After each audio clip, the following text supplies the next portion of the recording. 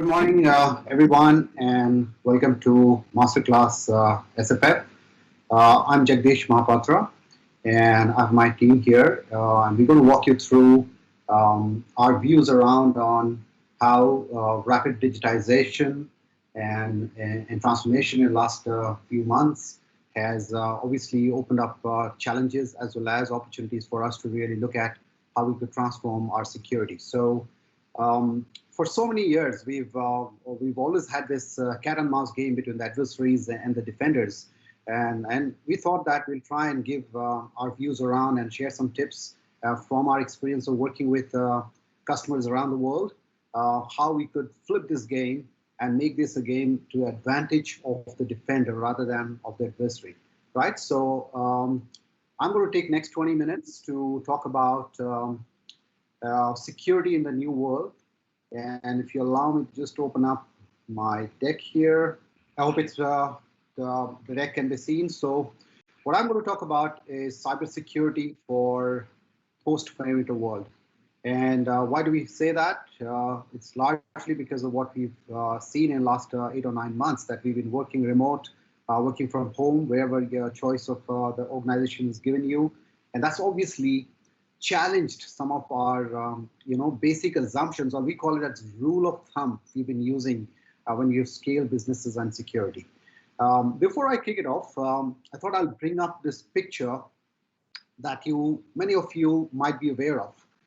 I don't know if you know that or not. This is Fort Knox. There is an old adage in our industry saying secure as Fort Knox. This probably houses almost half of the US government's gold depository, supposedly the most secure vault in the world. And while we can't take pictures closer than this, but it's considered to be the best in class when it comes to securing your assets. And in this case, it's obviously physical, tangible assets. The reason I'm bringing this image up is all the security professionals here or business professionals here in the call, we've spent years building our own Fort Knoxes, our own fortresses where we wanted to keep our business secure. It could be tangible assets, could be intangible assets. And then comes this absolutely epical moment of our life which changes the way we've done business, the way we have lived or worked or learned. And it completely throws off some of these basic assumptions that our well-defined business models will work. We're starting to see a massive shift. Now, what does that mean from a security point of view, right? So we'll spend a little bit around that. We did this survey at the middle of the pandemic, and no surprise, the whole globe, the whole world has been working from remote. Right here in Singapore, almost 3/4 of us have been working from home or remote. We're starting to really see some ease out there, but it potentially tells us that in future, the way we will work or the way we'll conduct our businesses or we'll engage with our customers and consumers is fundamentally changed. So let's dig a little deeper around on what has been our learning. So we did a survey with about 2,200 plus business and security professionals around the globe, as you can see here across different countries. And we spoke about their experience in the last 6 or 9 months that we've been living through. And let's listen to some of the things they've told us. As you can see there, ransomware seems to be one of the biggest menace that we've been facing. Now, if you dig a little deeper into this data here, closer to our part of the world, in Singapore, you can see there in Japan. Let's talk about Singapore. Almost 46%, half of the organizations have accepted that they have been hit by ransomware at least once. And almost 1/4 of them, it's about twice. And that tells us that while we've been trying to work towards transforming our work and business models, our adversaries have actually lifted their game. They have actually enhanced their attacks in different and sophisticated ways. And this is an example, like in picking these up countries in our region, we have seen significant increase. There are some goodness here as well. But the point here that we got to know is from our adversarial world, they haven't relented. They have in fact stepped it up. Okay. So I think we can see here that there is some goodness. When I look at it, 76% of them told us that it has resulted in their upgrading their security software infrastructure, which is a good thing, which means we've realized that some of these adversarial attacks are going to be of a different nature, and hence probably some of our assumption of security that worked in the past may not work. So they have done that. Some have upgraded their people skills as well, which is a great thing to know. But right across, you can see there that almost 27% of them paid a ransom, okay, during their attack. And on an average, it was almost close to $1 million plus US dollars that they paid. This is just ransom. And I'm talking about the repair work they had to do with security technology upgrade and people skills upgrade. That's a massive cost. And I think if you look at from an Asia-Pacific point of view, the numbers are, again, pretty startling, right? So that's one food for thought, and I'll come back and circle about what does it mean when we look at way forward. When we look at other aspect, and this is a nice journey. If we were to have this conversation with some of our customers and some of you in the past, I would say a nation-state behavior or nation-state adversary wasn't really always on top of everybody's mind. Everybody thought that I'm not the target for a state adversary. But what we are seeing here is now we're starting to see almost 89% of Asia-Pacific respondents actually agreeing to the fact that nation-state sponsored cyber attacks are quite common, as you know, and so they do see that they could be targets of that. In fact, 90% from part of this region, as well as if you look at key verticals like biotechnology and pharmaceuticals, they believe that nation-state sponsored cyber attacks will pose the single most threat to organizations like theirs next year. Now, what does that mean? What does a nation-state adversary look at? In our following speakers, you will hear a lot about the adversarial world. And when I said why we want to flip the game, we want to really give you some views around on what's not working from a technology point of view in the new world that we are living in. What do we need to learn about these adversaries so that we're better prepared? And what can we do with the technology and our people? And when I'm saying people, employees at large, that will help us fight this, this battle moving forward.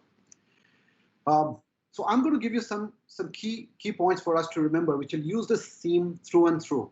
First and foremost is the attack surface has moved into what we call as malware-free attacks, which means for years that we've built our digital Fort Knoxes based on a set of technology that is supposed to sense a signature-based attack is going to give us almost 60%. You can see here almost 50% of blind spot.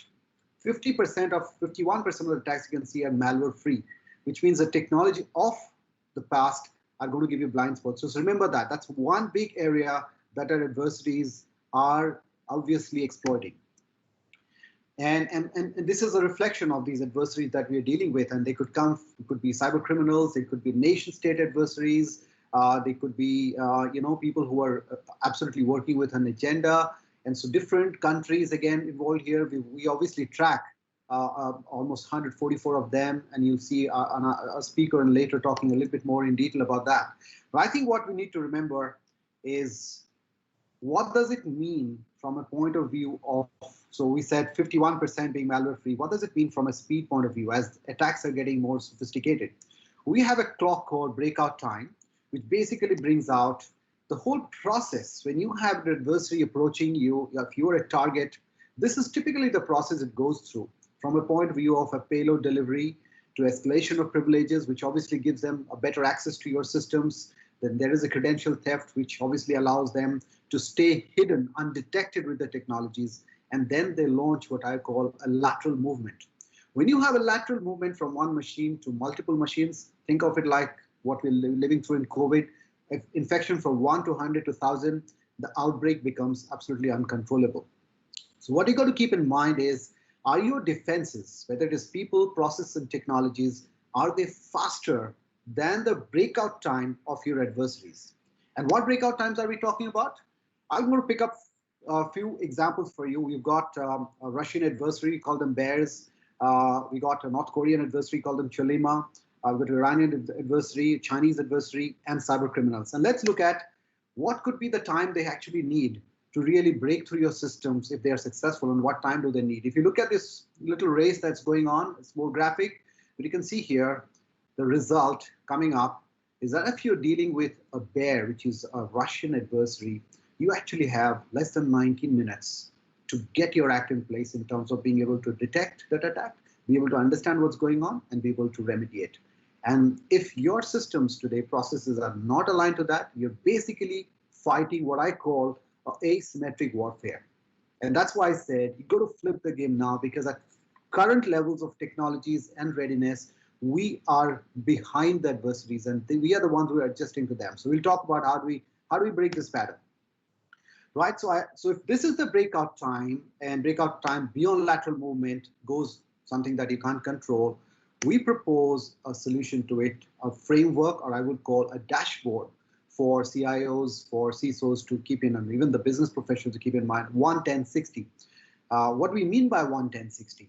1-10-60 at a broader level is a guidance that we provide to the security team and IT team, saying, can you detect an attack as it's happening in less than a minute? And obviously it's a combination of having the right technology and the right model in which you put it, and I'll spend a little bit of time on that one.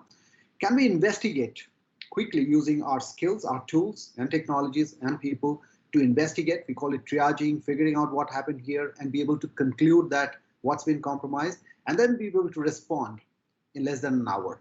And this probably is an average of 71 minutes. You could be dealing with adversaries who could be faster than that, but on an average, if you can get 1-10-60 working for your organization, you kind of really are ready to be able to handle the new set of attacks and adversaries for future. So keep that 1-10-60 in mind as I walk you through the rest part, right?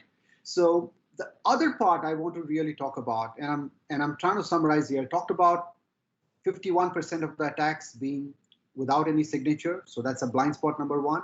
I talked about breakout time of from less than 19 minutes to a few hours. So obviously our ability to do 1-10-60, which helps us get ahead of the adversary. So speed is the second part. Then let's look at what is the legacy that we've built ourselves on. And let me just get one thing clear here.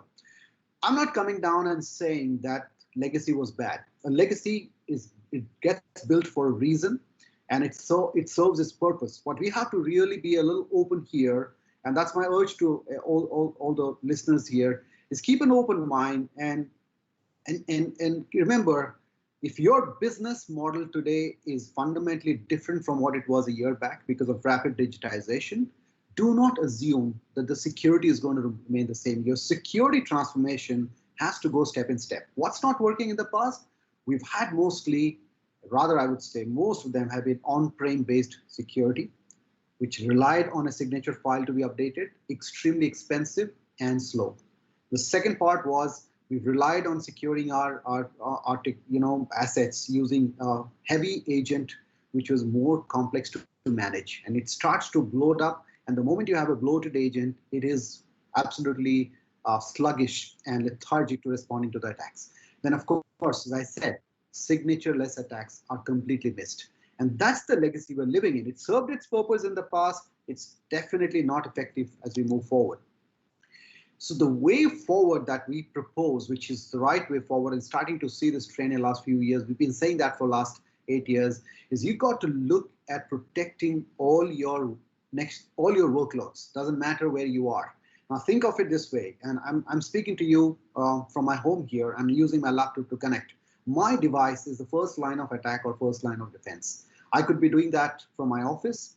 We could do that from, we could have workloads coming from cloud. It could have to be a container. It could be a mobile phone I could use to really connect. Doesn't matter. Any kind of workload is the first line of attack or defense. So we need to look at how we protect our workloads as the starting point. And doesn't matter what it is, servers, workstations. So that's the first part. And if you got to do that, it's got to be a unified agent, right? The moment you have multiple agents, as some of you might see in your workstations, it starts to become Achilles heel of security. The other part is, and I'm trying to give you a view of how our adversaries think, because they know where our vulnerabilities are. Many of us have built, again, organizations with IT stack and security stack and investments going in parallel. I still see that with large enterprises. And that, by the way, is an opportunity because there are investments happening in security stack, investments happening on the IT stack front, and most of the time they do not merge. They almost run in parallel, and they create vulnerabilities for each other. Sometimes the security stack is not in sync with where the IT inventories are being added on, and sometimes the IT stack is being adding on, not keeping security in mind.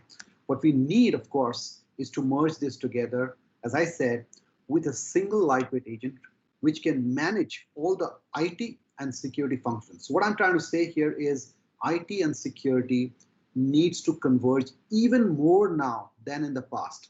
And I know that many of you are already in that journey. I know that many of you have already started to think about it a few years back, but this today is no longer an option. It has to be a unified approach, right? And then there are other ways to really get more and more efficient. If I were to put down the winning formula, I'm going to boil it down to 2 points here. First and foremost, we're going to embrace cloud.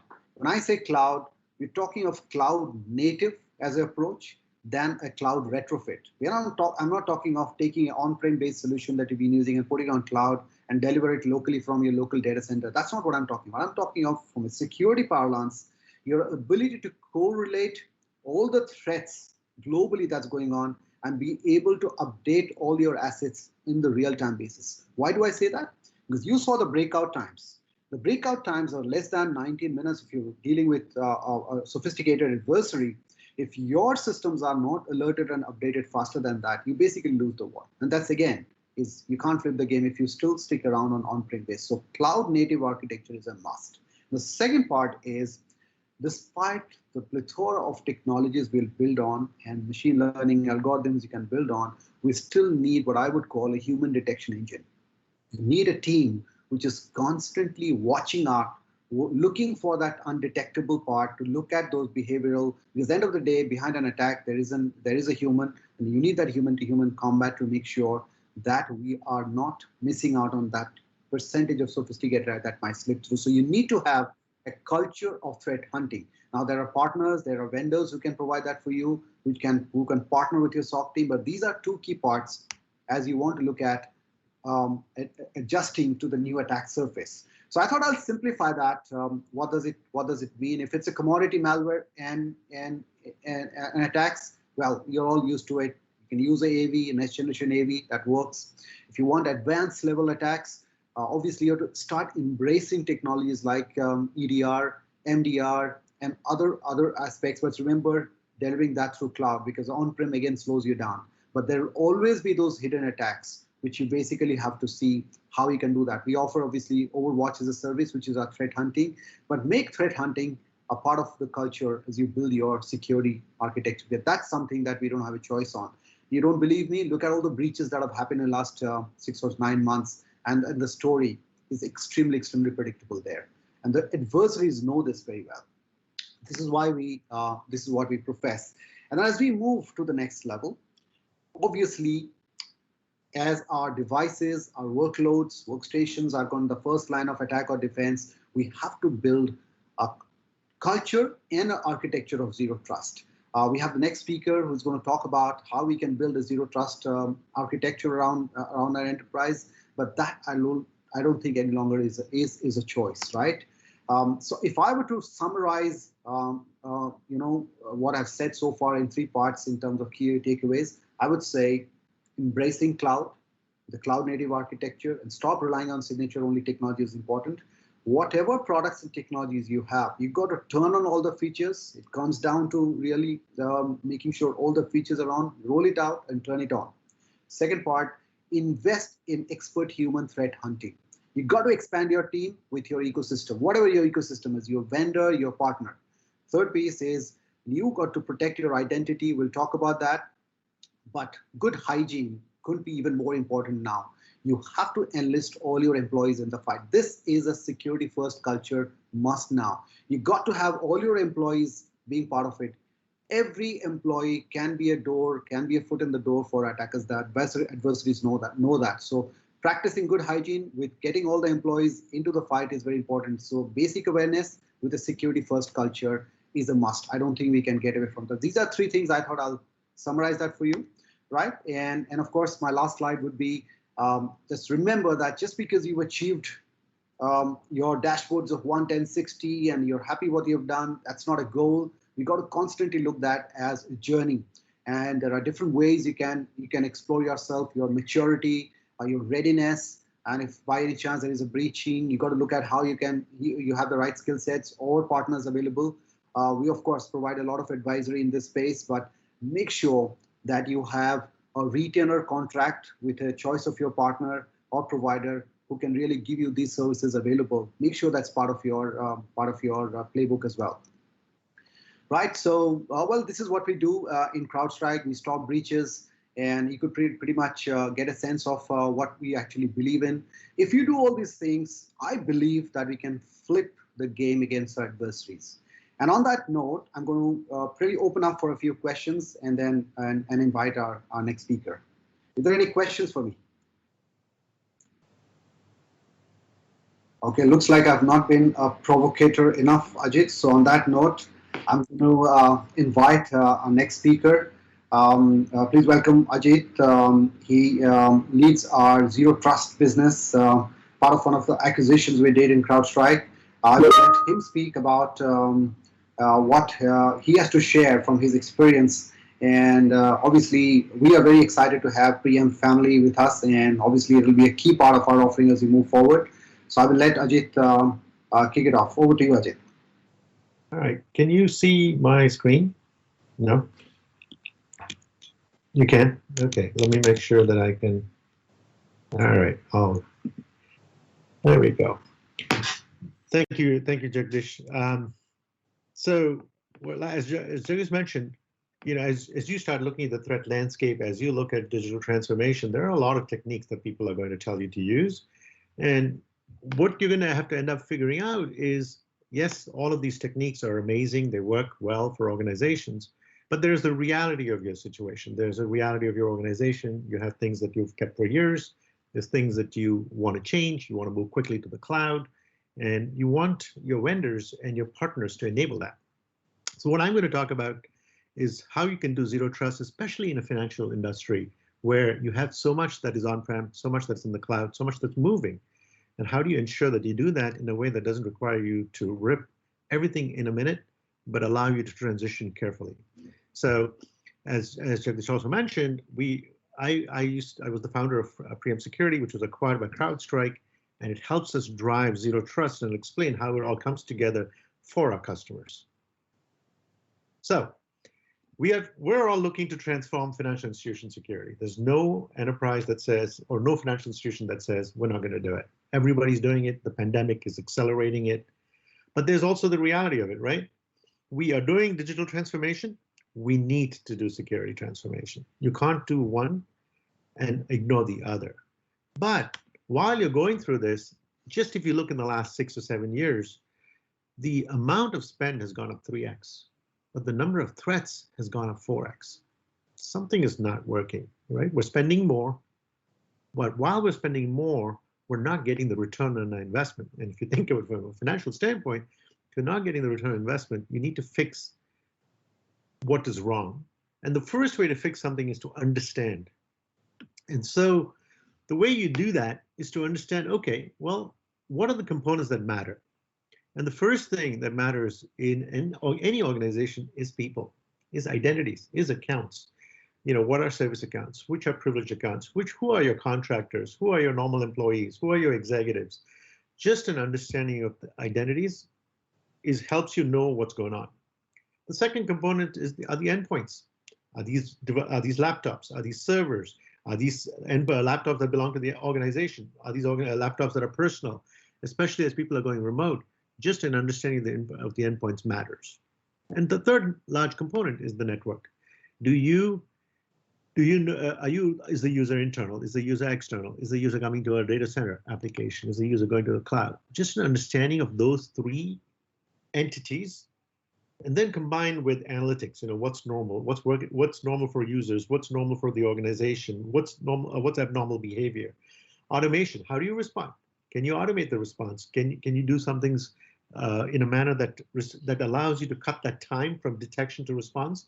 As Jagdish mentioned, these numbers like 10 minutes sounds great. That sounds like a lot of time, but 10 minutes is a long time when an attacker gets into your organization, especially when it's ransomware that's moving through your organization.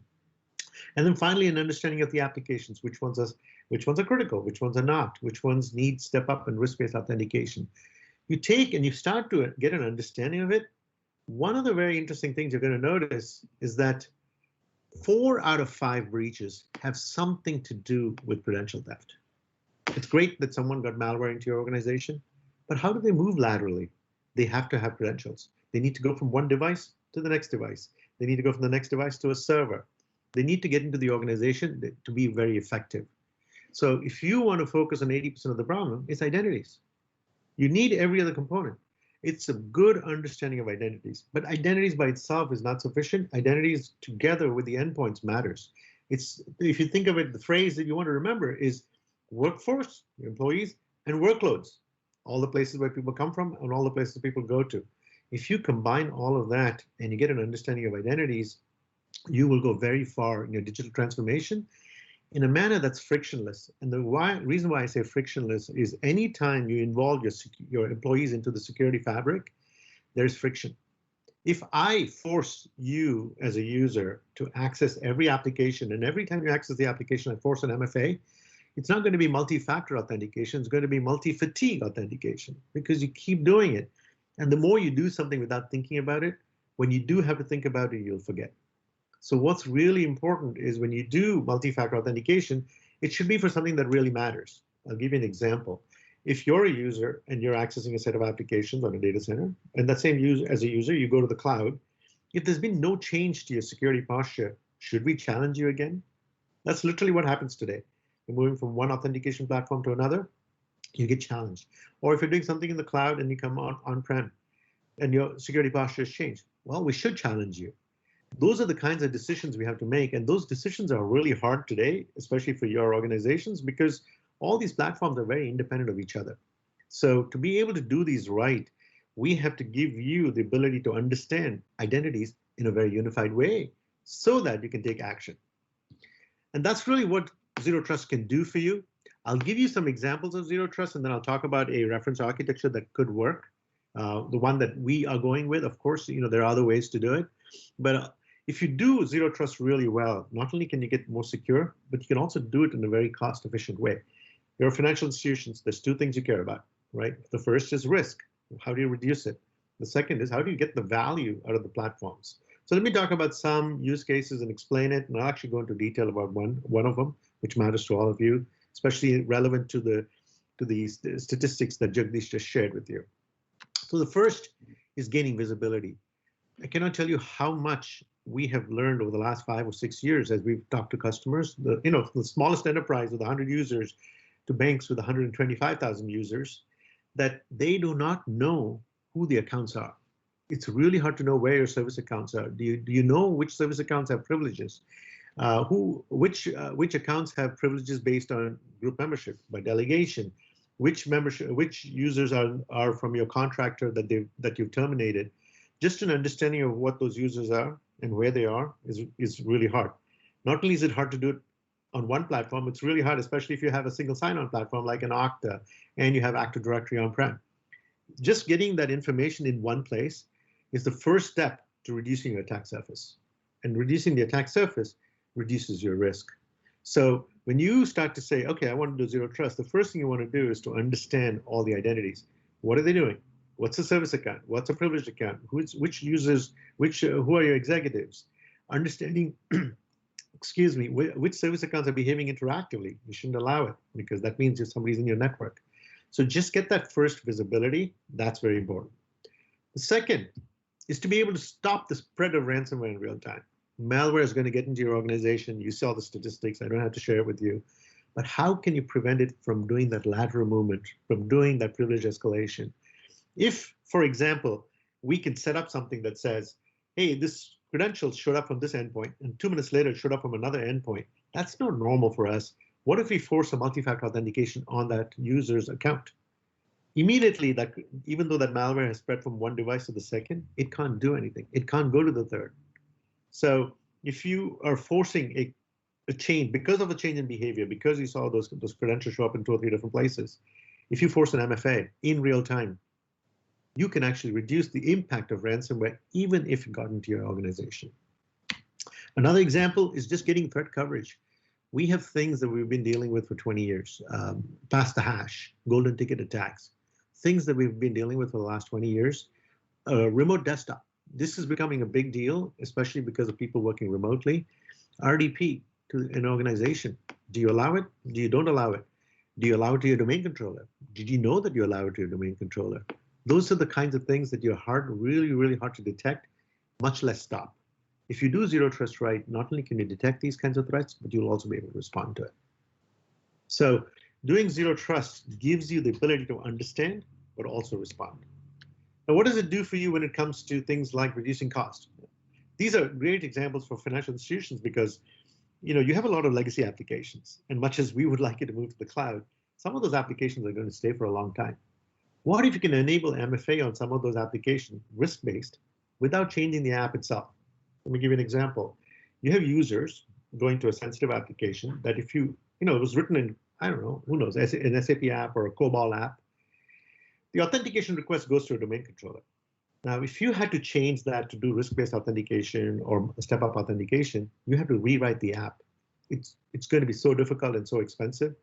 What if, when the authentication is happening, we can hold the authentication and we can do an MFA trigger off of Duo or Okta or Azure MFA, verify the user, do a push to their phone, verify that user, and then let the credentials be verified by the authentication platform, and then give them access to the app.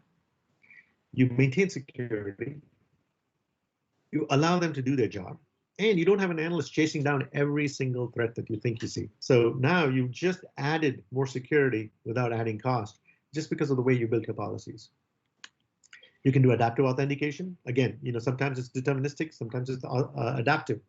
And you can do that across the board. You can say, go back to my old example, right? Where you have a user who's on-prem doing things and then going to the cloud.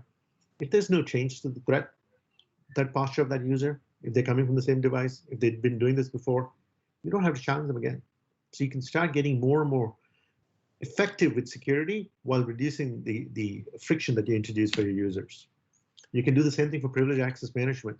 Traditional PAM or privileged access management is very, very cumbersome. It takes forever to do, and it takes a lot of cost to deploy and then to manage. But in this kind of real-time world where you can say, well, Mr. User, you use your privileged credentials. We're just going to verify who you say you are. You can start to reduce the cost because you're now focusing on the authentication layer, not on the application. And then, there's more you can do, like UEBA, user behavior analytics, a very, very difficult technology to deploy. If you just focus on authentication and identities, you can start to reduce the cost and impact. So zero trust has a lot of value for organizations. It's just that making sure that you understand how you want to do it. Here's one example, because as Jagdish talked about ransomware, I just want to give you an idea. Is as you look at the full attack chain, right? Access, persistence, privilege escalation, credential access, and lateral movement, and command and control. When you look at a typical ransomware attack, here's one place with all the blues where zero trust can help you. It's an amazing technology that that you can deploy and get value out of very quickly without doing too much to your network, because we're leveraging what you've already done, like Active Directory, like an MFA platform, like an SSO, and we're just building in some pieces to give you that visibility and control. And ransomware is a great example because so many of us are being impacted by it, and it's so devastating that you should try and do clever things to cover it. You can't just solve it by brute forcing a solution. So let's look at what that means. When you do zero trust well, there's three components to it. And regardless of who does it, you look at Forrester, this is the recommendation they talk about. The first is segmentation. What does that mean? You need to know who your identities are. You need to know where your devices are. You need to know where they are. I mentioned this a few times. Just knowing where your identity stores are, what your identities are doing, which ones are stale, which ones have weak passwords, which ones are misbehaving. That is your first step. Visibility will probably take you very far. But by itself, it's not sufficient because you still need to understand when there's a change, how do I respond? So what I normally tell people is you need to have the ability to get the identity, the behavior, and the risk on one side. You need to be able to respond on the other. And the response cannot be like the old days where it was all block, block, block. we need to have a grayscale. You have allow and deny the two extremes, but then multi-factor, re-authenticate, isolate, SMS text, and you tie them together with a flexible policy engine. Every organization is different. So when I say automate threats, let's say you see a credential show up from a new endpoint of a support user. You may allow it because you see support users going to a lot of endpoints because they're trying to help employees. If you see it from a contractor, you may not allow it. So that policy engine that ties the identity, behavior, and risk with the response has to be very flexible. When you see threats, when you see credential scanning, when you see lockouts happening, you can automate your response. So first you segment, then as you detect threats, you can automate the response. And the third is verification. Very, very often, you're going to see suspicious activity, but it's not malicious. Why should you have your security operations team chase down every one of those things? What if you can do real-time verification? You can write a policy that says, if you're coming from a managed device and you're going, which is a threat or lower risk, and you're a privileged user and you're going to a sensitive application, which is higher risk, we're going to verify your identity with MFA. If you're coming from a device that's not managed, we're going to block it. You can start to make those kinds of decisions. And when you do those kinds of decisions, not only do you get the value that you're looking for, the control and the visibility, but you're also reducing the cost of getting that value. So when you do zero trust, the first thing you do is segment. Second, you build the automation. And the third, you take active steps to verify. And because it's a policy-based solution, you can decide how you want to respond for your organization. It's not a one-size-fits-all. And what that does for you is, as you start to think about it in financial institutions, and I'll show you 2 or 3 examples here in a minute, the first thing you do is you reduce your audit and security risk. This is one of the things that I was surprised by, because we would be called by enterprises that say, we failed an audit. People found our service accounts weren't being tracked well. People found we had privileges in places we didn't think.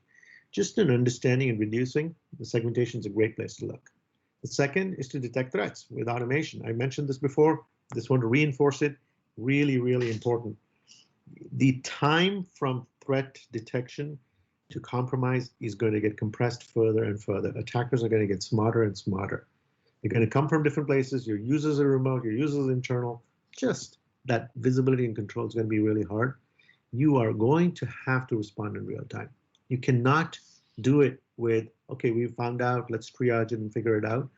Just take the first action. Force an identity verification. Block something. Put them in a separate network. Quarantine them. Block that IP from doing something. You want to do the simple things to keep the business going without stopping everybody from doing their work. And if you do it right, you can also reduce the challenges. That's why frictionless is very important. You don't want to do it in a manner that I'm going to show you in a minute, but you want to do it in a manner that's not only consistent for you, but it's consistent for your users.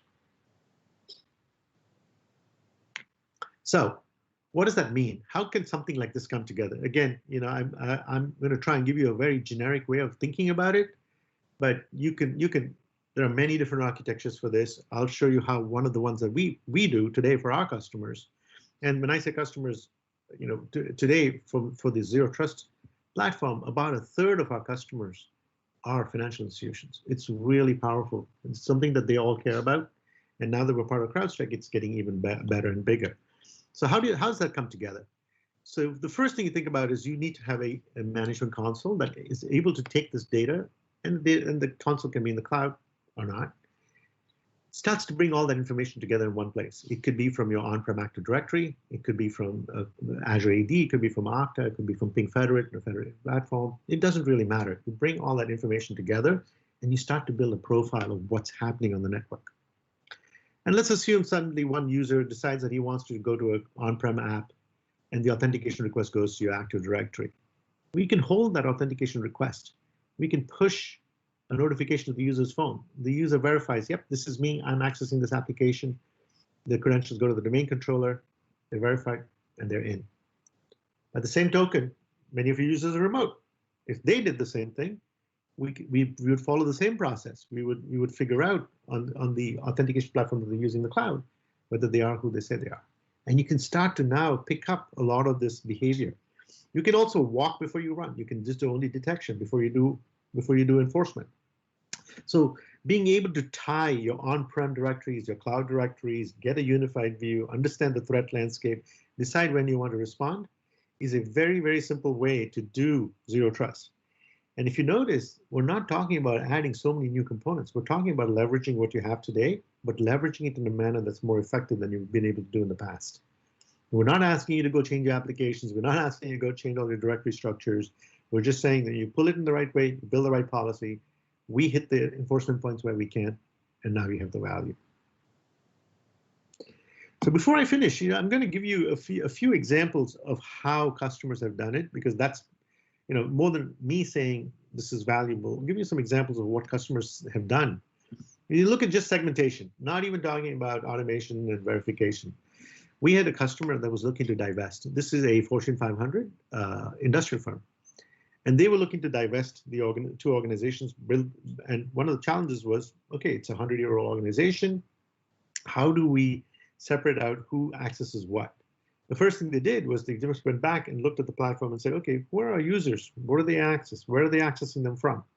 Just getting that view for them allowed them to do a divestiture, not only to do it faster, but also to do it in a manner that didn't cause the user any problem. A second one is in retail, where you had this is also actually, this is a financial institution that does with the retail locations. Actually, it is in about 150 different countries. I'll be careful about what that is. But what they had was a lot of legacy applications and lots of service accounts.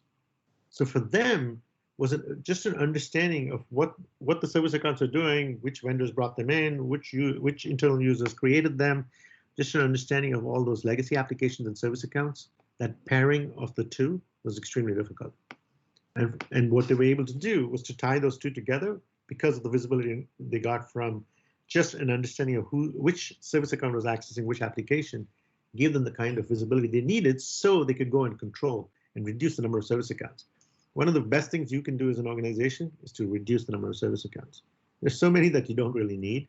They're all, very often you'll find that those are the ones that have the default passwords, and those default passwords have been compromised for 20 years. So once you start to get that visibility, you can identify with an approach like this. You can even identify which accounts have weak passwords, which one of those passwords show up and have been pawned, which one of those are code words in your organization, which one of those are easy to crack. You'll get that kind of information, and when you have that kind of information, you can go and take action. When you talk about automation of threats, the goal for us is to get you down to under 5 minutes and go to real time. Here's an example of a credential attack on an Exchange server. And one of the reasons why this was being done was to do a denial of service on the entire network. Because if you can do credential attack on an Exchange server, all of those accounts get locked out. When those accounts get locked out, you have no visibility, and the attackers can do whatever they can do because you're getting so many service desk calls from the users. So being able to detect when a credential attack is being done, then it allows you to take action. And when you take the action, you can prevent your service desk from focusing on things they shouldn't be focusing on. Another example is just detecting behavior anomalies, just login behavior from your users. Very often, and the stats are terrible on this, very often what you're going to find is the number is in the range of between a quarter and a third of your users are going to try and find out if they have access to things that they shouldn't. It's really, really risky because these users, not being malicious, but they're just trying to find out. They're not even insider threats. They're trying to find out what's going on in the organization and what access is there, what applications they might have access to. It's something that we're getting better at controlling, but just being able to know that can save you time and money. The last one is just verification, right? This is a COVID example.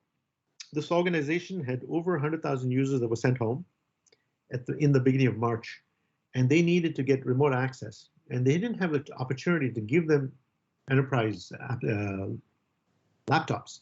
So the users had to go to the cloud in Azure AD, log into VDI, and from the VDI log into the enterprise network. Very hard to do because you don't know the posture of every one of those endpoints because those are not managed endpoints. But because you're using credentials to control, you can start to see, okay, they did come in, they did the VDI, is their behavior the same as it used to be before? So it was something that was done within a matter of weeks for an organization with over 100,000 users. The flexibility of zero trust when you start to figure out how do I take identity and how do I combine identity with behavior and endpoints gives you this kind of control. And again, I mentioned this thing about just reducing service desk calls. You can start to do that with just simple things like account lockouts, just getting a better understanding of it. So that's in a matter of what it is today. What is going to be in the future? I'll show you where people are going, right? Here's a reference architecture from a very well-known company out of Seattle called Microsoft. If you followed their philosophy, this is what you will end up with. These are the number of products. I think it comes to about 22.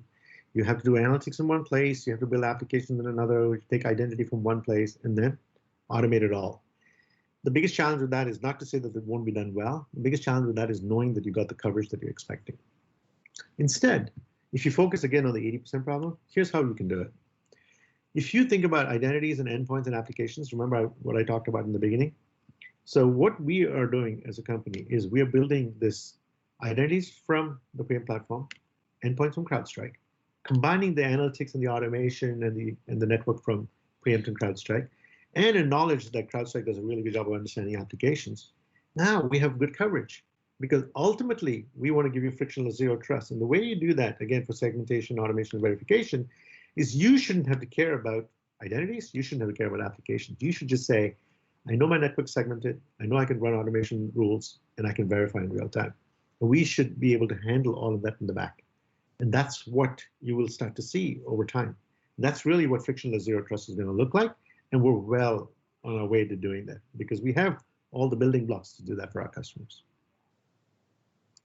So that's all I had. I know we're trying to get quite a Q&A, but don't know if that's easy enough to do or not. But if yeah, there's a question, Ajit. Yes. So there is a question. Zero trust is very confusing to me at the moment. Is it micro-segmentation, multi-factor authentication, CASB, posture assessment, conditional access? So where do we start? What is the first thing we need to do? So the first thing you need to do is visibility. You just need to know who your users are, and you need to know where your devices are. And you're right. If you don't follow that process and start small and figure out where you're going, it'll be really hard. Because if you understand who your users are and where your assets are, then you can talk about what kind of segmentation do you want to do. Do you want to do cloud-based segmentation? Do you want to do identity-based segmentation?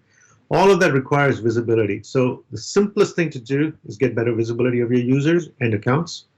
Once you do that, then you can start to get down the path of zero trust. Don't try to do everything at the same time. Start with visibility, then you can get control.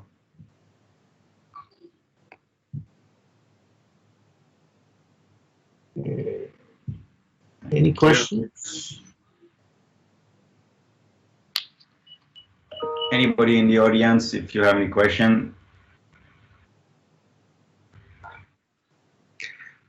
All right. Thank you very much. I am going to hand it over. Val, are you next, or is it Scott? It's Scott. Scott, you get to go next. Great. Thank you so much, Ajit. Thanks, Jag, also for your presentation. Let me go ahead and do a little screen sharing to make sure that we are okay. Hopefully everyone sees slides, and if so, we'll just jump right in. So you heard, from Jag and from Ajit about the solutions that are available to address all the attacks that are taking place today. Right now, what I want to do over the next few minutes is to speak to you about those threats. Some of those threats are very specifically e-crime focused threats. Some of these are also very hyper-focused on targeting the financial services industry. So we'll talk a little conceptual on the higher level piece, and then we'll dig down into what is actually taking place in FSI. So with that, just quick, this is the agenda. Like I said, we'll start high. We'll kind of drop down from strategic to operational to tactical, and then we'll end it with a highlight of a particular adversary that I think everyone really is aware of and needs to know a little bit more about. Present day, you heard some of the conversations already over the course of the previous two presentations about nation state, about ransomware, and there's always hacktivism. Today, we are seeing a huge amount of e-crime. I'll talk about that in a moment. A nation state hasn't really gone anywhere, and hacktivism continues to be the problem or the nuisance that it always is. It will never go away. But these are the primary motivations that we see from the attackers. When we talk about the actual activity that is taking place here in late 2020, we're starting to see some blurring of the lines from a number of threat actors across the globe, meaning these are nation state threat actors who are exhibiting behaviors that we would normally associate with the e-crime threat actors. Also, we're seeing some e-crime threat actors that are acting as proxies on behalf of nation states. You heard, I think Jag talked about the use of malware-free and or fileless attacks, but also in conjunction with that, the idea of using living off the land techniques has led to a proliferation of interactive intrusions. So we're seeing quite a bit of that. We're also starting to see the threat actors, becoming increasingly bold with their ransom demands. Some of these are extraordinarily high, and I'll talk about one in particular.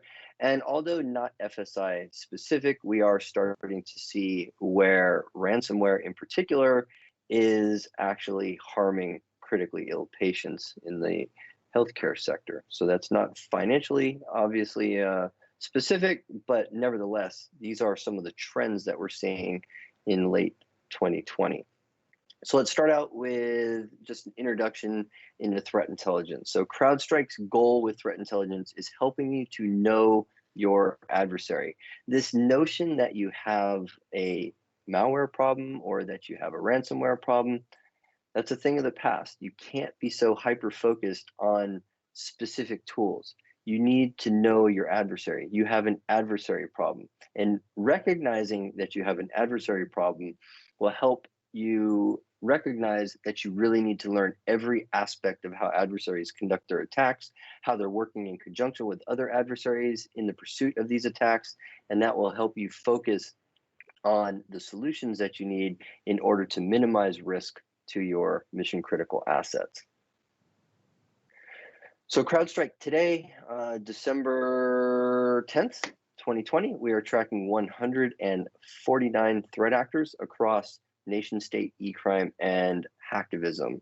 This list here is a top 10 of the sectors with the most number or the highest concentration of threat actors that target those industries. And you can see on the blue piece of this donut chart on the right-hand side, FSI has 67 threat actors with a pattern of behavior of attacking the industry. So a lot of threat actors that target FSI, and even there's actually even more, because there's a number of e-crime threat actors that are very opportunistic who don't necessarily fall under a pattern of behavior. They're just out there looking to see how they can make a buck, and if they feel like a particular financial institution is vulnerable enough for them to extract a ransom demand from, then they are going to go after that. From a motivation perspective, this is how it kind of breaks out across those three motivations: 83, 53, and 15. And if you do the numbers there, it doesn't add up to 149, and that's because it goes back to that blurring of the lines that I talked about earlier. And this year, e-crime has just exploded. So this chart, as you can see, goes all the way back to the beginning of 2019. And if we compare all of the e-crime activity from 2019 to the e-crime activity that we've seen in 2020, 330% increase. So a huge amount of e-crime, but at the same time, you can see nation state activity has basically stayed steady state.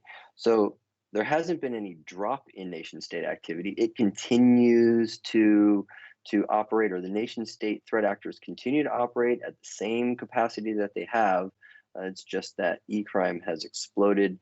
And we can talk about why a little bit later, but just preview wise, I would say two key components to why e-crime has exploded. Number one, COVID. It has given the e-crime threat actors a great new theme to use in their lures, and this thirst for information around coronavirus is leading to people opening emails and opening attachments and opening links that they shouldn't have, and that's proliferating the e-crime activity, number one. And then number two, I would say just ransomware begets more ransomware. As ransomware attacks are successful and the victims are paying for those demands, it's just emboldening other actors to engage in the same type of activity. So speaking of the ransomware and the e-crime side of the house, let's talk about how the criminal operations life cycle functions. And it really can be broken down into essentially these three phases. You have the pre-exploitation phase, where the threat actors are doing reconnaissance. They're looking for that little crack or that little crevice that they can get into in order to exploit a vulnerability in that victim's network, whether that's something on the outside, whether that's stealing credentials, as you heard Ajit talking about, or whether we're talking about spear phishing or phishing attacks that allow threat actors into networks through email attacks. Then there's the exploitation phase, which is actually the deployment of the ransomware, the potential destruction of data, and in more recent times, this idea of data exfiltration and extortion that takes place. And then we have the post-exploitation phase, which is the actual ransom payment itself, potentially the selling of the stolen goods on the dark markets, for example, and even that extortion scheme that I'll talk about here in a moment. From our 2020 Q3 report, these are just some of the trends, in particular focused on the e-crime side of the house. And so you can see on the left-hand side, the threats. On the right-hand side are the adversaries. On the left-hand side, you see ransomware, data leaks, and malware downloaders, kind of fill out the top three and make up about 50% of the activity, followed by spam and banking Trojans, et cetera, et cetera. This is a little misleading, and I'll talk about why here in just a moment. On the right-hand side, you can see groups like Wizard Spider. So you are probably familiar more with some of the tools. So Wizard Spider is the threat actor responsible for TrickBot, responsible for Ryuk. Pinchy Spider, responsible for the Revil or R-Evil ransomware, Mummy Spider, aka Emotet, Twisted Spider, aka Maze Ransomware, et cetera, et cetera. So you can see quite a bit of activity there. Wizard Spider, as a general rule, is usually at the top of this chart. They are usually the most highly active threat actor across the globe, or at least they have been over the course of the last 7 quarters, with the exception of Q2 this year. So let's take a look at some of the strategic trends, and in particular with ransomware, data extortion has exploded on the scene this year. Ransomware as a service is another tool that has just exploded in usage, and then living off the land techniques. And I'll talk about each of these in a little more detail, but living off the land techniques, meaning using native operating system binaries or legitimate third-party tools that exist on those compromised endpoints, and using them for nefarious purposes. And I think you heard Ajit talk about this a little bit earlier with like remote desktop, for example. How do you know the difference between your administrators on your network using remote desktop for administrative purposes versus the threat actors using RDP on your network to move laterally around it? How do you detect the difference between those two? It's very difficult to discern from a technological perspective which is which, and that's where some of those solutions that Ajit talked about really are exceedingly important to deploy.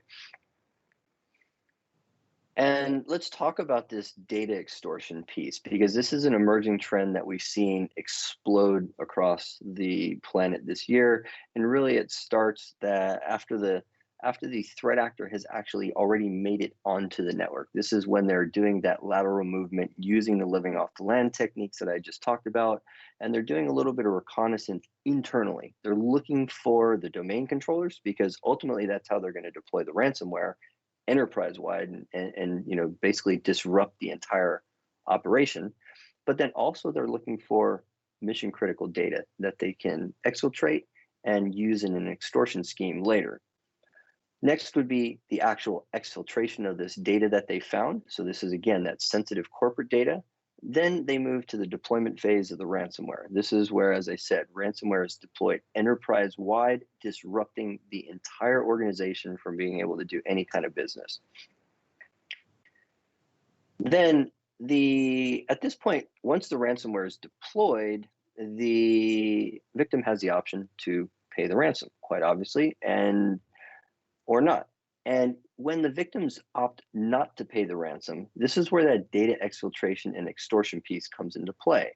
The e-crime actors will now use the threat of leaking that data online to try and extort some kind of payment out of the victim.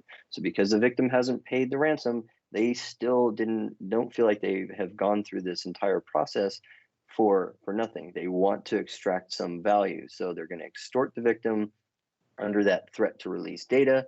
And if the victim opts not to pay this extortion, then they will face what we would call the consequences, which means, generally speaking, the threat actors will now post that data to their dedicated leak site.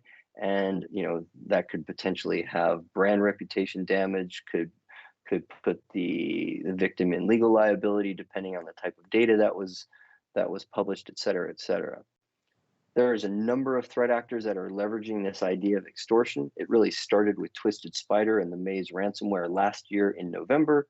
And earlier this year, in probably January, February, it grew to about 3 different threat actors, Twisted Spider being one of those. And then here we are today in December 2020, and it's the 10 threat actors you see on the screen, and probably a couple others that have also begun to engage in this activity as well. And you probably have seen the names of a lot of that ransomware that's listed on the screen. These are not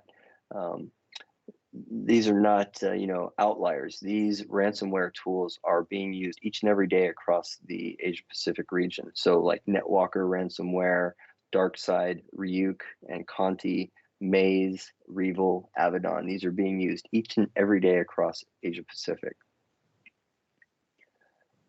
Let's talk about a particular threat actor that I think is really important in understanding how e-crime threat actors conduct their attacks. And Mummy Spider is the threat actor that's responsible for Emotet. They've been around since 2014 and took some existing code and basically took that code and modified it into what is now today known as Emotet. Emotet has a very modular architecture, and it uses all kinds of techniques. In particular, it uses macros for downloading its content, but Mummy Spider is a very interesting group because they don't really follow typical criminal behavioral patterns.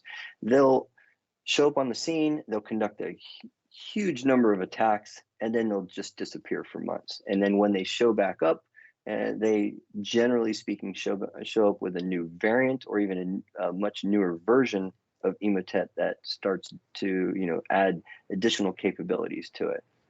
The primary module of Emotet is for reconnaissance and credential collection, as well as email harvesting. Originally, Emotet or the use of Emotet was published and advertised on forums where the e-crime threat actors hang out, but now that is no longer the case. Mummy Spider is only partnering with people that they consider trusted partners. So it's currently a private-only model. And a little bit more about Emotet. It is the most prolific malware distribution platform in use today. We see it used more than probably any other tool of its time, or of its type, a first stage tool. Like I said, it's highly modular, has a number of bundled capabilities, and because of this modularity, it makes it very easy to add additional capabilities to it. It is a first stage tool, but its primary purpose is for deploying second stage malware, such as banking Trojans like TrickBot, as part of like a pay per install affiliate program. That's how Mummy Spider makes money, is by selling access to installing the second stage tools. And so let's talk about the basic ransomware attack sequence, because this is important in understanding where you need visibility when trying to stop a ransomware attack. That's why I said at the beginning that you have a threat actor problem or a threat adversary problem, not so much a ransomware problem. Because if you're so focused on the ransomware, you're going to miss the beginning part of the attack. And the beginning part of the attack all starts with, the malware downloader, as like we would call something like Emotet or maybe Bazaar Loader. Emotet being, again, the most prolific and most widely used tool, although Bazaar Loader is a more recent tool that's being leveraged by Wizard Spider, developed by Wizard Spider for their own use, whereas Emotet, as I said, is being used with multiple threat actors. So once the malware downloader gets on the system, then the banking Trojan is deployed, something like TrickBot by Wizard Spider or QuackBot by Mallard Spider. This is what then allows the threat actors to then conduct their lateral movement using those living off the land techniques that I talked about earlier, and then doing that reconnaissance, looking for the domain controllers, looking for that sensitive data, sensitive corporate data, the mission critical data that could potentially be exfiltrated, which does lead to the exfiltration phase. And then after that exfiltration phase is the actual ransomware deployment itself, something like a Ryuk ransomware by Wizard Spider, or it could be any number of ransomware variants. But the key here is the malware downloader deploys the banking Trojan, which deploys the ransomware. And these are sometimes the same threat actor, but more often than not, this is 2, maybe 3 different threat actors working in conjunction with each other towards that common goal of generating some kind of financial payout. And let's talk about email thread hijacking, because this is a technique that is basically unique to Emotet. And it's essentially how Emotet continues to spread across the planet into this, huge botnet of Emotet, what's the right word here? Zombies, I guess, if you will. So generally speaking, you'd have a spam campaign that ultimately deploys Emotet, and now a machine's part of this Emotet botnet. On this machine, email is harvested from, say, Outlook. Once the email is harvested, it is sent to the threat actors. Well, they will look through those emails and look for a thread that has a conversation taking place. So think about conversations that you have with your colleagues, or conversations that you have via email with people outside of your organization. And when you get responses to those emails, it looks legitimate, right? So this is what they're looking for. They're looking for a thread that they can potentially hijack for nefarious purposes.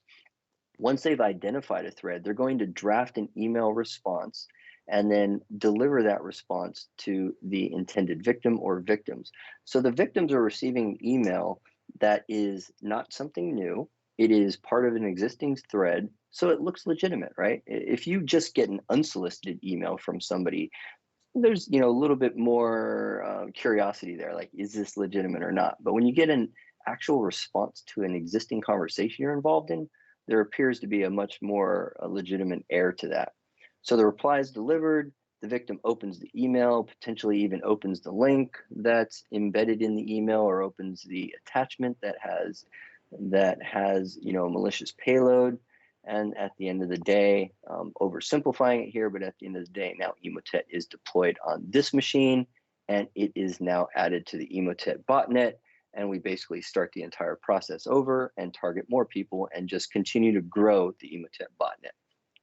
Email thread hijacking is a technique that you need to really be aware of and really understand in order to make sure that you're able to identify what is in fact a legitimate response to your threads, or what could potentially be a malicious response. And Mummy Spider has a number of known partnerships. Some of these, I showed you on a previous screen, like Doppel Spider with Doppelpaymer, but Indrik Spider, aka Evil Corp, with Wasted Locker, and then a few others like Lunar Spider with Bachbot. I already mentioned Mallard Spider, and then a number of just criminal groups that have not yet been attributed and given names. You probably know some of those tools at the bottom. And now let's drop down into some of the tactical highlights. And I know this one is not financial services specific, but I wanted to highlight it just because of the enormity of the ransom demand. I mean, I think it's a bit crazy to see that there's a $1.4 billion ransom demand that was levied at a waste management firm in September of this year. When the ransomware was deployed, the victim was required to pay 136,000 Bitcoin, at the time roughly about $1.4 billion. When it was originally deployed, they actually were only being requested to pay a little bit less than 99,000 Bitcoin, so just above 1 billion. But after the countdown timer expired, then it went up to 1.4 billion. This is just unbelievable, and this is orders of magnitude larger than we've ever seen from Doppel Spider, the threat actor who compromised this network. previous record was 26 million. This 1.4 billion demand is the highest observed ever ransom demand. And what I find interesting is that this, again, is a waste management firm that was targeted, and the ransom demand was likely indicative of the perceived value. So if a waste man, and I'm not trying to make any positive or negative comments here about a waste management firm, but just consider that if a threat actor considers a waste management firm worth $1.4 billion ransom demand, imagine what they could potentially ask from a financial services company. So I think that's something to really consider and be cognizant of moving forward. Also, this is something that took place in August 2020, so a little over what I guess a little over 2-3 months ago, where there was a number of DDoS attacks that were basically claimed to have been perpetrated by Fancy Bear, a threat actor that is based out of Russia with a nexus to the Russian nation state. There was emails that were sent to the victims with claims of a small DDoS that would occur if the ransom demand of 20 Bitcoin, about 235,000 US, wasn't paid by a particular deadline. And if that ransom isn't paid, then these DDoS attacks will continue, or will commence, and will continue each day until the actual demand is met and a ransom is paid, and the ransom will increase by 10 Bitcoin every day. So a number of Asia-Pacific financial institutions received these emails. A number of them actually sustained some form of attack, but in particular, the New Zealand Stock Exchange was probably the largest attack that we saw. A lot of open source reporting on this. They withstood about a week-long attack from these threat actors. Long story short, though, likely this was not Fancy Bear. This is not Fancy Bear MO. This is not something that they do. They're primarily involved in disruption, in geopolitics, and in intellectual property theft. This is generally criminal behavior, and likely was probably just a threat actor that was using the Fancy Bear name just to gain some automatic legitimacy. And then something more recent that we've seen is Solar Spider, a much more recent threat actor that's come on the scene, focusing on trying to get a new tool called JS Outprox, which is a remote access tool installed on machines across various financial institutions in Southeast Asia in particular. This is a phishing campaign that took place in October and November, and we continue to see JS Outprox being actively developed, and we continue to see Solar Spider very active. The way that they generally send this attack out is by using 7-zip archives via phishing emails, which contain a HTA file, which is a help file, and that's essentially how JS Outprox gets installed on victim machines. And then last thing I want to touch on today is the adversary highlight of Wizard Spider. I think we've all read in the news at some point over the course of the last month and a half where TrickBot was essentially, quote unquote, taken down by Microsoft, and then also the United States Cyber Command was also involved in some activity there, and we did see that, and we did see an effect from that. But Wizard Spider, they basically are the most prolific e-crime threat actor on the planet. I talked about Emotet being the most prolific malware distribution tool, but if we talk about threat actors, it's Wizard Spider. In 2019, they generated upwards of $100 million through the Ryuk ransomware and other revenue generation schemes. So they're very, very capable, very sophisticated, and they were very active in the beginning of the year with Ryuk infections. They disappeared from the planet in Q2, and then they showed back up on the scene in Q3 with a new ransomware tool called Conti, and we continue to see Conti and Ryuk both being used simultaneously, not on the same networks, but in multiple attacks. So we'll see Conti being used to attack a certain set of victims, and then we'll see Ryuk being used to attack other victims. How Wizard Spider is making that distinction remains a little bit unclear at this point, but the key here is that all their operations are coming in conjunction with Mummy Spider through Emotet deploying TrickBot and then TrickBot deploying either Conti or the Ryuk ransomware. So if you're able to catch the deployment or have visibility of the deployment of Emotet, then you're on the path to preventing a major ransomware outbreak in your organization. In addition to that, they have undertaken some additional revenue generation schemes like selling credit card details as well as selling merchandise that they're purchasing using stolen credit cards.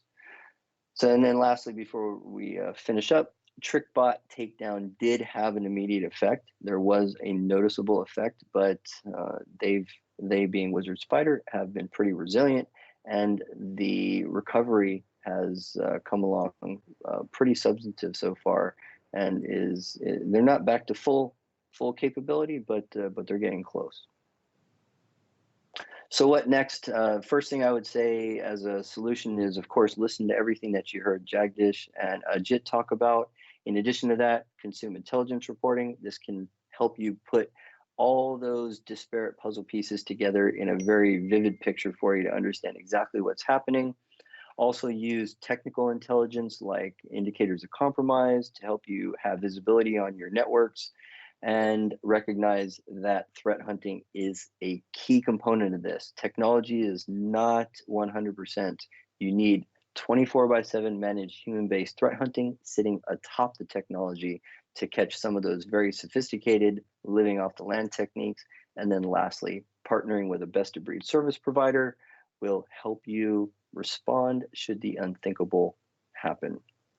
And so with that, I think that's the last slide. So thank you so much for your time. I hope you found this valuable. And let's see about questions. What do we have for questions? Let's see. One question, Scott. So of all the threats that we have discussed, where should we focus the majority of our attention right now? Yeah, good question. I mean, I think, you know, at least from what I focused on a lot of e-crime because, you know, from that graph I showed earlier on in the presentation, e-crime has exploded by 330% this year. So I would say e-crime is your biggest overall threat and where you need to focus the most, you know, effort in, and in particular, consider the e-crime attack sequence that I talked about, the idea of the malware downloader deploying the banking Trojan, which ultimately ends up deploying the ransomware.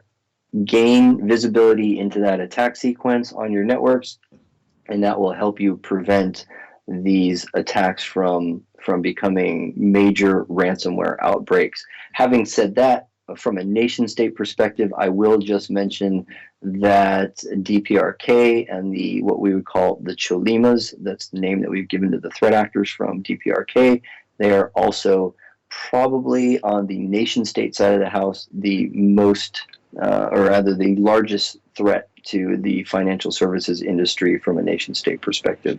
So understanding how they conduct their attacks is also important as well. All right, any other questions? Let's see here. No other questions? All right, no other questions. Well, thank you very much. And now I will turn it over to Val to finish it off. Over to you, Val. Thank you, Scott. I'm going to share my screen now.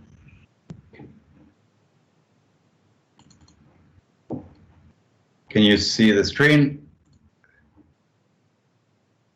Yes, we can. Yep, you are good.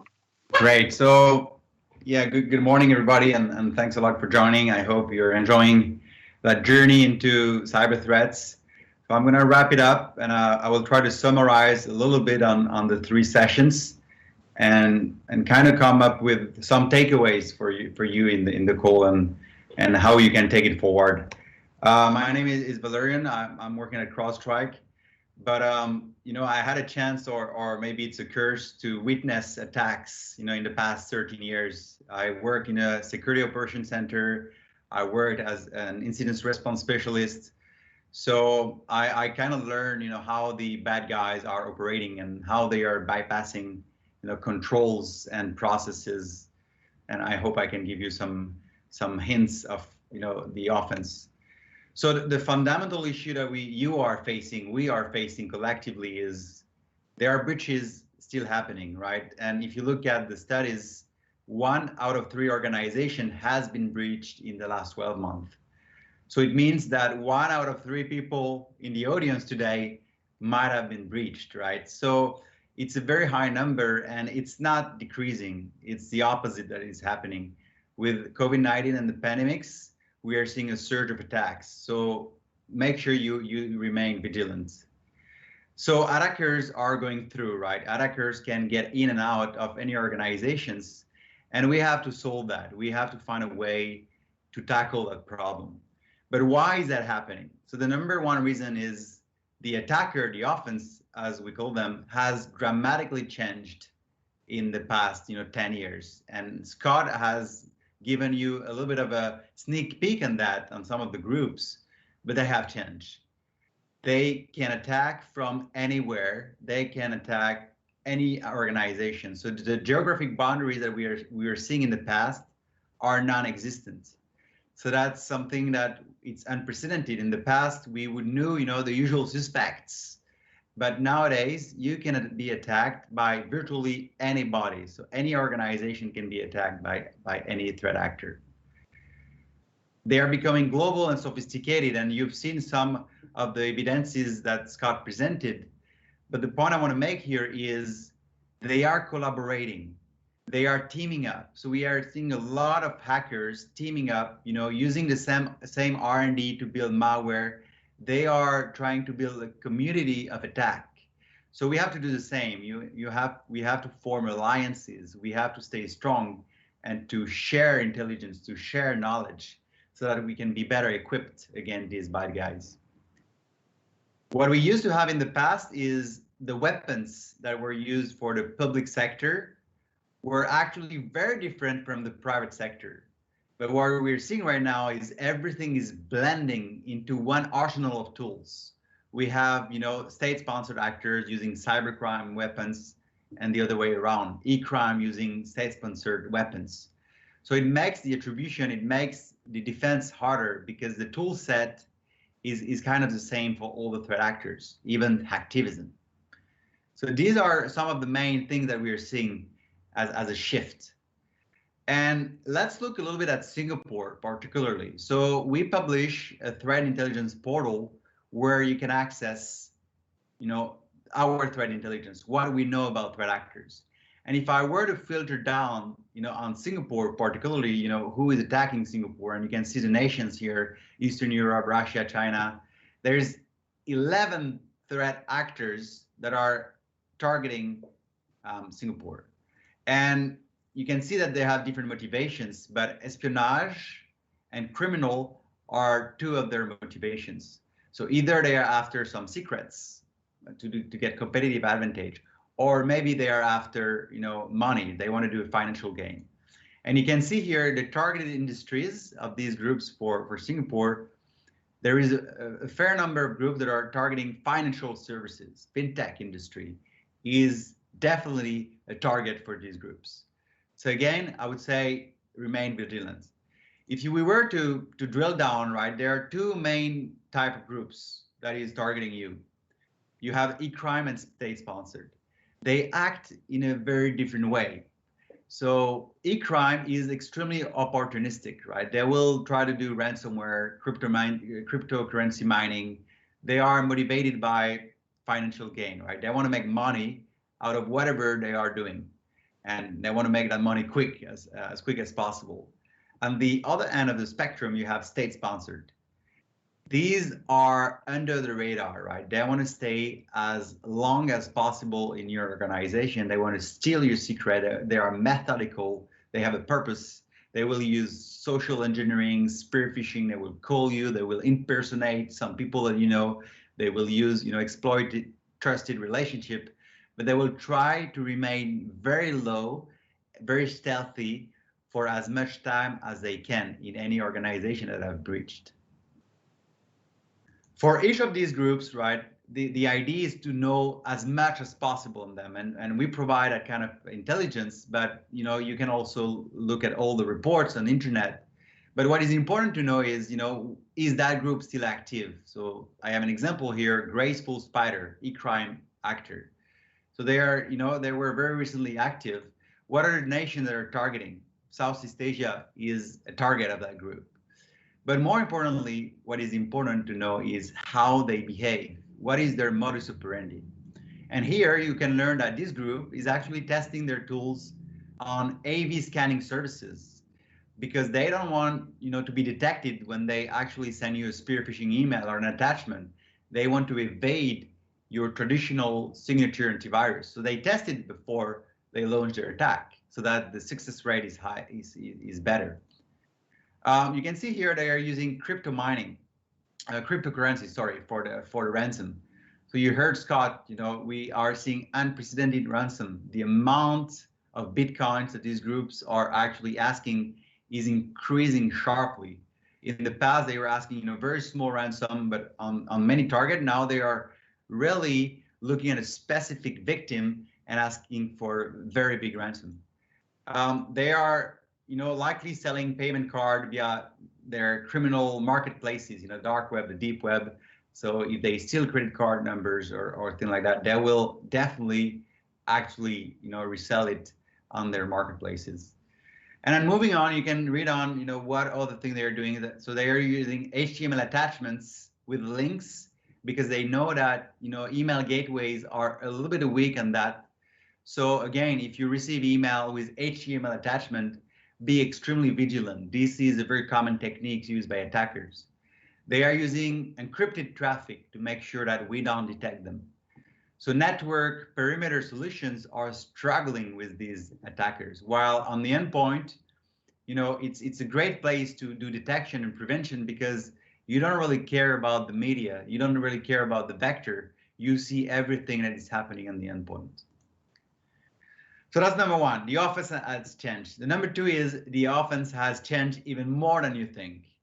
And, I want to ask you a little trivia here. In which year was the first virus discovered? So if you have any guess on that, the answer is in the 70s. Actually, it was in 1971.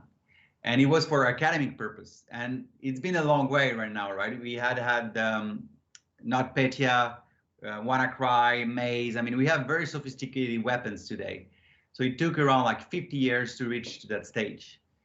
The second question I have to you is, how many malware are there in the world today? So what do you think? Is it thousands, hundreds of thousands, millions, hundreds of millions? Well, the answer is hundreds of millions malware today in the world. And if you have one number to remember today, it's 1 million. Every day, there is around 1 million new malware. So imagine a number and imagine how we can actually block these, how we can detect and prevent that. It's extremely hard, right? The volume, the sheer volume of malware is incredible. So the industry has come up with something that we call signatures engines. And we have been using that for the past 30, 40 years. And it has come to a point where it's not effective. But how do signature work? So I have a very simple example here. You can see my business card, right? So this is my business card. It has my name, my number, and so on and so forth. So if I try to compute a signature of that card, this is what I will get.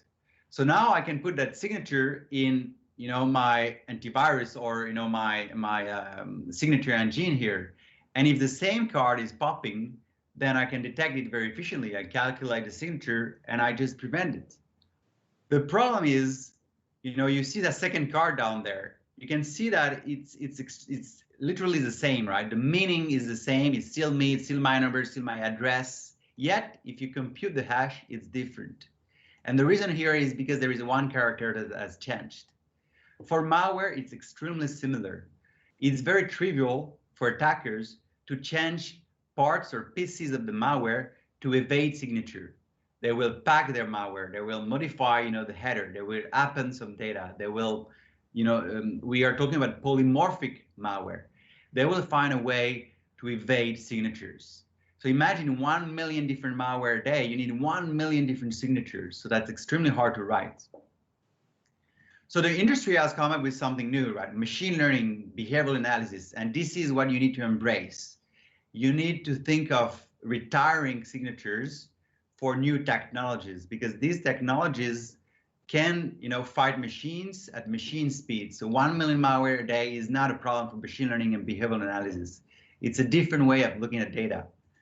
Taking back my example here, machine learning will be trained to recognize things. So trained to recognize malware, and in that case, trained to recognize business card. So we train machine learning to dissect the card. So if we will bombard, the machine learning engine with business card, with credit cards, with, I don't know, membership cards or whatever cards, and we will train it to extract what are the characteristics of these cards. And it will come to a point where it will understand that a card has a logo, a company name, a position, an email, and a phone. So it can recognize that it's a business card. So now, if tomorrow you bombard it with another business card, or let's say another malware, then it will do the same, right? It will dissect it, dissect the business card, dissect the malware, and say, this is a business card. There is no question about it. 99% sure this is a business card or this is a malware. So this is what we are applying in machine learning, right? We dissect malware, and machine learning model has been trained for the last 5 years to recognize what is a malware. A malware might have networking capabilities, keystroke logging capabilities, injection capabilities. So you give it a malware, and it recognizes that it's malicious because it has learned, what is exactly malicious. So that's more on the technology front. But some of you might, tell me, but what if it's not a malware, right? Around 50% of the attacks today are non-malware. And, Ajit talked about identities. Stolen identities is a good example. People are stealing identities and using that. So how do you tackle, non-malware attacks? And it's become even more important because you can go on the dark web, you can go on the deep web, and you can just buy stuff, right? You can go, we have this infographic here, a bit of a joke, Amazon crime, but that's the reality, right? There are marketplaces where you can buy stolen credential, your stolen creation. People in this webinar today, my credential potentially. You can buy credit cards, you can buy RDP accounts, you can actually, hire people to perform a DDoS. You can buy exploit kits, 0 days, spam engines, and this can happen at any time of the day or the night. So that's why it's important to be always on, right? To be always vigilant, 24/7, whether it's a public holiday or not. You got to be vigilant and have visibility on endpoints and your identities. If there is a deviation in, a user, why this user would suddenly connect to the RDP, machine, or why, would they use that web service? They never did it before. You have to know that. You have to have full visibility on your identities. And the final point I want to make here is most of the adversaries that we're fighting today are humans, right? They are launching their attacks. There are some attacks that are automated, but nation state and e-crime, usually they have operators. They have humans behind it. So to tackle that, we need humans as well. We need what we call threat hunters. And these people have been trained to actually recognize what are the threats and how, hackers are behaving. And you can think of it as finding a needle in a haystack, right? And for that to happen, you need a strategy. And this is not a strategy on the picture. You will never be able to find a needle like this. And the funny thing here, and you can look on internet, is some people, on internet, there are some websites where people can post, their strategy to find a real needle in a haystack, and it's mind-boggling. I mean, I find it very funny, but you gotta think, differently. So some people say you just burn the haystack and use a magnet. Some say we can use a metal detector. There was one answer: use buoyancy. You can float the hay, and the needle will just fall. But I'm telling you all these things just because I want to make a point that threat hunting is is a way to look at adversary in a different way, to think like adversaries, to understand how they would behave, to understand how they would compromise organization, how they hide. So if you have that mindset, and if you have the experience, if you have seen that 1,000 times doing their attack, it's going to be easier. And to illustrate that, I'm going to give you another example here.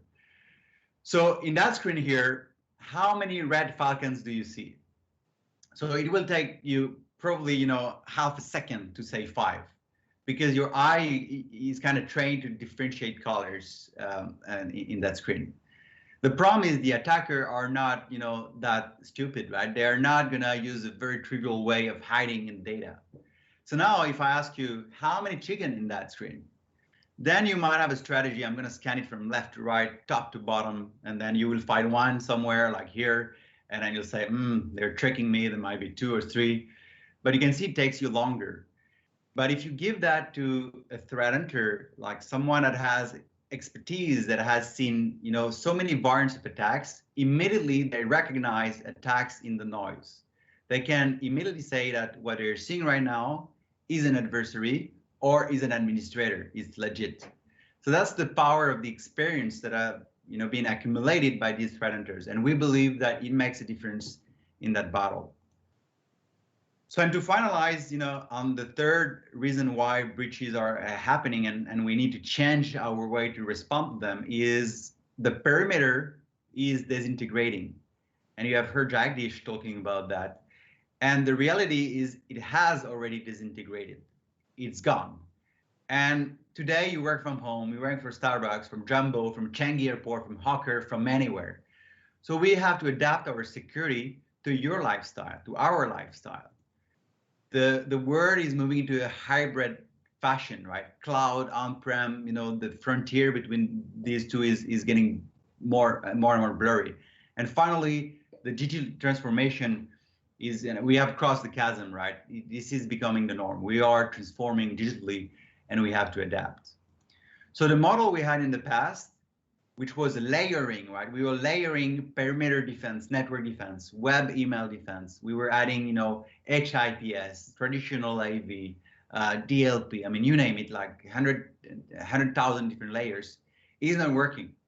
The attacker are cutting through these things like a hot knife in butter. So we have to rethink the model. And the model that we believe is the future model is endpoint. We have to be extremely strong on an endpoint, because regardless of where the user is, the employee is, where you are, you still use your computer. So that's where we're going to put a lot of effort. And the second one is identity. We want to know who is using that computer, what they are doing, what services they are using, what kind of authentication. We want to prompt you two-factor authentication if we have a doubt. So we want to have that ability to control this new perimeter. So the new perimeter is the endpoint and is your identity. So the final note here is, maybe a lot of you would think, okay, we can build that on-prem, right? We can build a security solution that is on-premise, that is going to collect all that data, use machine learning, behavioral, and whatsoever, and make determination of threats. So maybe you will need 1 server for that, or 2 or 3. But the reality is, to do good security today, you need trillions of events. You need to understand everything about the identities. You need literally for each customer 1 full data center to understand security. So we have to move to the cloud. We have to get the data in a very agile, in a very, in an engine that can shrink and grow as the threats are growing or shrinking. So the cloud is inevitable. We need cloud delivered security for your endpoint and your identities. That is, it's a given, right? We have to trash the old model and move into that model of cloud delivered security. So on that, I want, you and I and everybody in the call and security vendors, I want to embark on a journey, right? I want you to think like an attacker. So these are the stages that an attacker can take. We got to be able to disrupt them in each and every single steps of their attack. Whether it's at the beginning or at the end, we need to understand what identity they are impersonating, what process they are trying to evade, what tool they're using at any stage. And if we do that correctly, if we collaborate, then we have a chance to actually stop breaches. So on that, I'd like to pause here and take any question. Well, there's one question. Everybody's talking about machine learning. How do you understand which one of them is better than another? So, I mean, I hear that quite a lot. Machine learning is a bit of a commoditized word these days. And I would say that everybody is embracing machine learning today. But on the endpoint, which is what we do at CrowdStrike, I think the primary thing you need to look at is the quality of the data. So the way you train a machine learning model depends upon the quality of the data. If you have garbage in, you have garbage out. So the thing is, at CrowdStrike, we get access to tradecrafts, to malware tools, to attacks that are happening in some of our customers, or we do incident response. So we have first-hand information into some very novel, very unique tradecrafts used by state-sponsored and e-crime. So not only we can trade our model on commodity threats, coming from VirusTotal, from partnerships we have, from things we're collecting, but we have also these unique tradecrafts that we can trade on our model. So our model can actually recognize commodity malware, ransomware, and also extremely complicated and sophisticated state-sponsored tradecrafts. So yeah, the bottom line here is the quality of the data you train a model on is the #1 thing. Great question. Any other question here?